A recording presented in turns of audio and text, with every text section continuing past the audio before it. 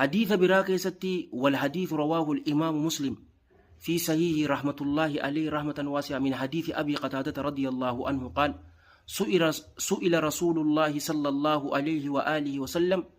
عن صوم يوم عاشوراء ارجم ربي صلوات ربي وسلام عليه بأبي هو وأمي صلى الله عليه وآله وسلم قيا عاشوراء محرم قيا كرنفادا صومنورا نغافتمن نمني قيا عاشوراء سن صومني وني إني أركت مالي جاءني غافتنين قال صلى الله عليه وآله وسلم يكفر نهك آجي السنة الماضية أي دلي جنة دبرتيتي نمر حق آجي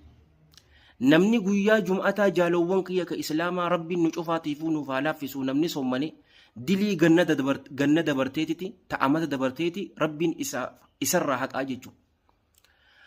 قويا كنا